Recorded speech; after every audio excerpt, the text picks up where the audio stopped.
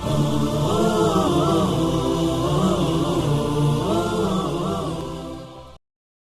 الله الرحمن الرحيم، والصلاة والسلام على أشرف الأنبياء والمرسلين سيدنا محمد وعلى آله وصحبه وسلم. نرحب بكم أعزائي الطلاب والطالبات في درس جديد من مدرسة تطوير للدروس الإلكترونية. ودرسنا اليوم أعزائي الطلاب للصف الخامس الابتدائي في مادة العلوم من الفصل الدراسي الثاني. ودرسنا اليوم بعنوان الصوت. ما حدة الصوت وما فائدة الصدى؟ الدرس من إعداد المعلم رائد بن يوسف المالكي وتقديمي محمد بن يحيى المجدع. أهدافنا في هذا الدرس التي نسعى بإذن الله إلى تحقيقها: أولا، أن تصف ما حدة الصوت.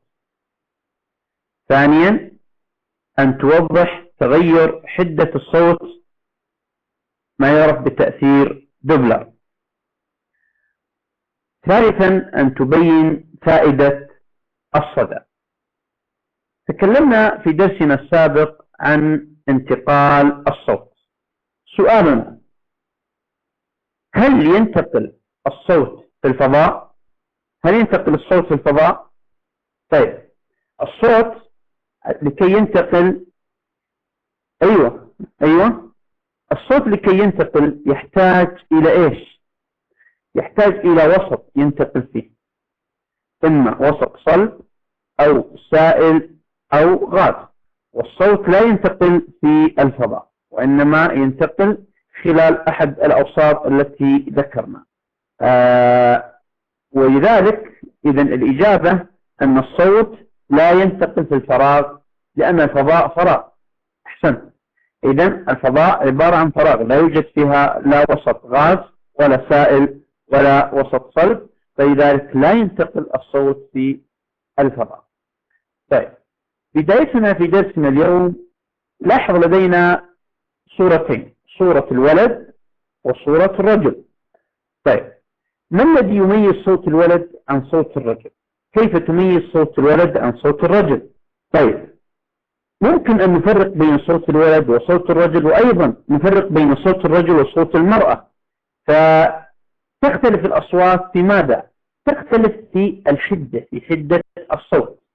فمثلا تختلف الموجات الصوتية التي تصل إلى أذنك من خلال الشخصين. نجد مثلا صوت الولد يكون في فرق كبير عن صوت الرجل. من غير أنك تنظر للشخص المتكلم تستطيع أنت تحدد أن هذا الرجل يتكلم، الشخص اللي يتكلم رجل أو ولد، أو ممكن تقدر تحدد أنها امرأة. فمن خلال حدة الصوت نستطيع أن نحدد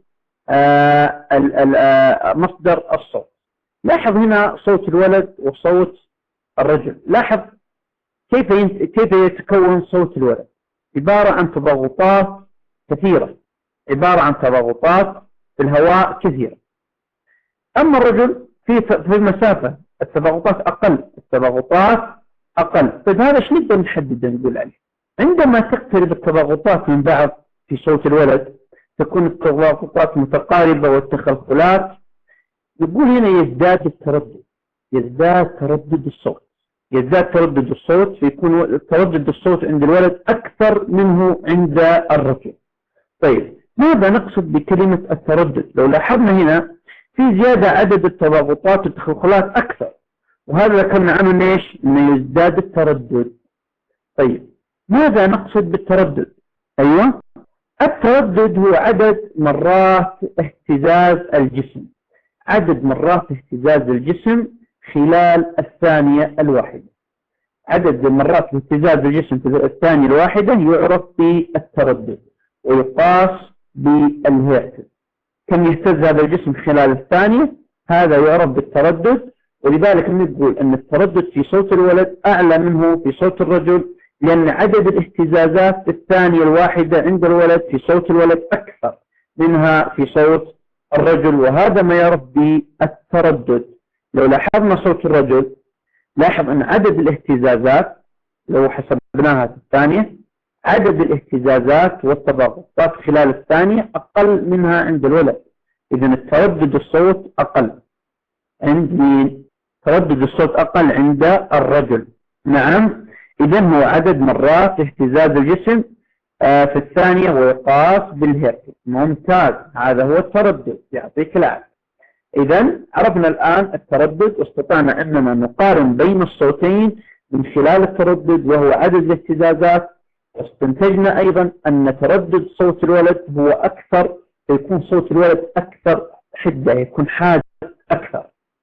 إذا لو لاحظت صوت الولد مرتفع الحدة، إذا تردده إيش؟ تردده عالي. ليش؟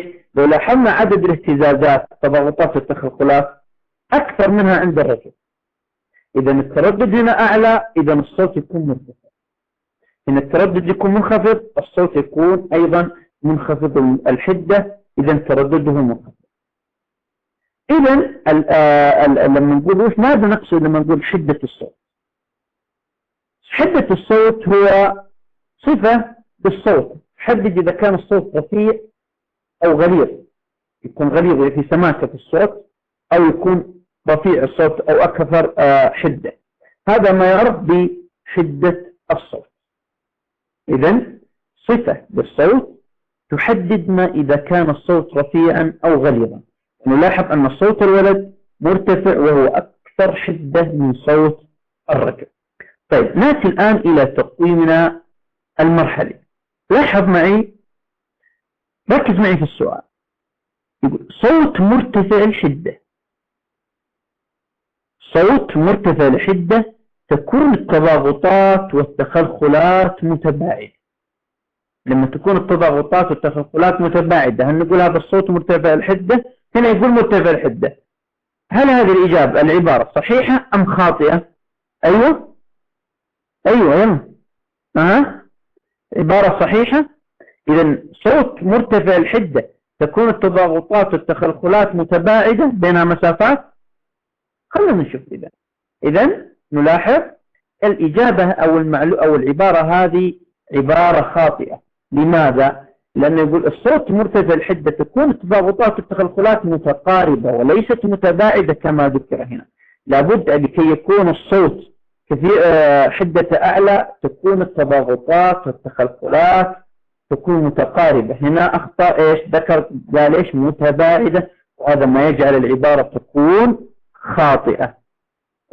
ركز معي هنا في هذه الصورة. لدينا هنا مصدر للصوت وأذن. ينتقل الصوت إلى الأذن طبعا عن طريق وسط مثلا الهواء. الصوت مرتفع الحدة وهنا منخفض الحدة. نجد أن لزيادة حدة الصوت نعمل على زيادة عدد الاهتزازات. كلما عملنا على زيادة عدد الاهتزازات زاد إيش؟ زاد حدة الصوت. هنا كان فمن خلال عدد الاهتزازات اللي هو التردد، ذكرنا عدد الاهتزازات في الثانية الواحدة تعطينا التردد ويقاس بالهرتز، وكلما زاد التردد زادت حدة الصوت. نعم، لاحظ كيف يتغير لنا حدة الصوت. لو تأملت صورة هذا اللي قاعد يحسب الصوت، هنا مصدر للصوت. وش مصدر الصوت في الصورة هذه؟ سيارة الإسعاف. طيب أنت لما تكون بعيد من سيارة الإسعاف يكون إيش؟ صوتها إيش؟ ضعيف أو أقل حدة. طيب كلما تقترب أنت من السيارة، كلما تقترب من مصدر الصوت، إيش يصير في الصوت؟ يزيد ولا ينقص؟ نلاحظ أننا كلما اقتربنا من مصدر الصوت ممتاز نجد أن الصوت يزداد، وكلما ابتعدنا نجد أن الصوت ماذا؟ يتناقص ويقل. إذا نستطيع زيادة تردد الصوت بالاقتراب من مصدره. إذا نبغى نزود حدة الصوت نزيد تردد الصوت أكثر، نقترب من مصدر الصوت. إذا أردنا نخفض التردد نبتعد عن مصدر. هذا الشيء اللي ذكرناه يعرف بتأثير دوبلر. وهو أن يتغير تردد الصوت حسب اقترابنا أو ابتعادنا من مصدر الصوت. كلما اقتربنا من مصدر الصوت يزداد التردد، كلما ابتعدنا يقل التردد، وهذا ما يعرف بتأثير دوبلر، وهو التغير في التردد بسبب حركتنا مقتربين أو مبتعدين عن الموجة الصوتية. نعم، إذا كلما اقتربنا، أحسنت، ممتاز، كلما اقتربنا يزيد الصوت، أما إذا ابتعدنا يقل الصوت. يعطيك العافية، حلو الكلام. في شيء يعرف في الصوت بالصدى. الصدى هو أن الصوت ينعكس ويعود مرة أخرى إلى مصدر. لاحظ من فوائد الصدى أن مثلا الخفاش لا يستطيع أن يرى فريسته بالعين، وإنما يستخدم صدى الصوت. يطلق الخفاش الصوت عندما هذا الصوت بالموجات الزرقاء، الصوت اللي يطلع من الخفاش عندما يصطدم في ايش؟ في الفريسة مثلا ينعكس. لاحظ الموجة المنعكسة. من خلال الموجة المنعكسة وسرعة انعكاسها يستطيع الخفاش بماذا؟ تحديد موقع الفريسة والهجوم عليها. فلذلك هذه فائدة من فوائد صدى الصوت استفاد منها الخفاش، وهذه قدرة من قدرة الله سبحانه وتعالى وسره في خلقه، حيث أن هذا الخفاش يستطيع أن يصطاد في الظلام ودون أن يرى الفريسة، وذلك بالاستعانة بصدى الصوت. أيضا استفاد الإنسان من هذه الاكتشاف الموجود عند الحيوانات، هو الصدى، موجات السونار التي تستخدمها السفن لمعرفة الأجسام واكتشاف الأجسام اللي تحت الماء، وكذلك اكتشاف أعماق البحار، كم يبعد عمق البحر عن سطح البحر. وذلك بيش هذه الموجة تطلق موجة. لاحظ هذه الموجات الكبيرة أطلقتها السفينة، عندما تصطدم الموجات في جسم، مثلا في جسم هذا الكائن، تنعكس الموجات، موجات الصدى تنعكس مرة أخرى، وعند وصولها مرة أخرى إلى السفينة يستطيع الجهاز حساب الجسم الموجود أطواله ومسافته وبعده عن السفينة، وهذا الاعتماد يستخدم عن طريق موجات السونار التي تعتمد على الصدى.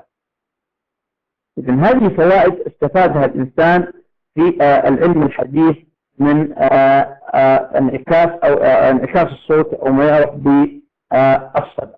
سؤال مرحلي: يستطيع الخفاش تحديد مكان فريسته بواسطة ماذا؟ أتوقع سهل، بواسطة الضوء ولا الصدى أم بواسطة الفراغ؟ ماذا نختار؟ أيهم نختار؟ واحد ولا اثنين ولا ثلاثة؟ إذن يستطيع الخفاش تحديد مكان فريسته بواسطة الصدى، بواسطة الصدى اللي هو انعكاس صدى الصوت. ممتاز. طيب، نأتي الآن قبل أن نختم درسنا إلى تقويمنا الختامي. لدينا في تقويمنا أعزائي الطلاب والطالبات قائمة على اليمين نريد إيصالها بما يناسبها من القائمة اليسرى. لدينا على اليمين التردد وتأثير دوبلر. نبدأ بالتردد. التردد، ماذا يناسب التردد في القائمة اللي على اليسار؟ هل نقول التغير في التردد بسبب حركتنا مقتربين أو مبتعدين عن الموجة، أم عدد مرات اهتزاز جسم ما خلال ثانية واحدة وتقاس بالهرتز، أم تكرار سماع الصوت بسبب انعكاس الموجات الصوتية؟ أيوة، وش يناسب التردد؟ ممكن تختار. أيوة، نقول إذن ممتاز، التردد هو عدد مرات اهتزاز جسم ما خلال ثانية واحدة وتقاس بالهرتز. طيب، اثنين، تأثير دوبلر. وش اللي يناسبه؟ هل هو التغير في التردد بسبب حركتنا مقتربين أو مبتعدين عن الموجة، أم تكرار سماع الصوت بسبب انعكاس الموجات الصوتية؟ وش نختار؟ أيوة، إذن تأثير دوبلر هو التغير في التردد بسبب حركتنا مقتربين أو مبتعدين عن الموجة. قبل أن ننهي درسنا أعزائي الطلاب والطالبات، نستعرض ملخصا للدرس. تكلمنا اليوم في درسنا عن الصوت، ثم تكلمنا عن التغير في حدة الصوت، وذكرنا أنه يختلف حدة الصوت بحسب التردد، والتردد هو عدد التضاغطات أو عدد اهتزاز الجسم، عدد مرات اهتزاز الجسم خلال الثانية الواحدة، ويقاس التردد بالهرتز. ذكرنا الصدى، ومن فائدة الصدى هو انعكاس الصوت. وذكرنا من فوائده مثلا ذكرنا الخفاش أنه يستطيع أن يصطاد فريسته عن طريق صدى الصوت، وكذلك أن الإنسان عن طريق يستطيع استكشاف أعماق البحار والأجسام الموجودة في أعماق البحار عن طريق الموجات أو انعكاس الموجات، وهو ما يعرف بالصدى. أيضا تكلمنا عن تغير حدة الصوت بالابتعاد من مصدر الصوت أو من موجة الصوت أو بالاقتراب، وهذا ما يعرف بتأثير دوبلر. نكون هنا أعزائي الطلاب والطالبات قد وصلنا إلى نهاية درسنا لهذا اليوم. أستودعكم الله مع تمنياتي لكم بالتوفيق والنجاح، في أمان الله.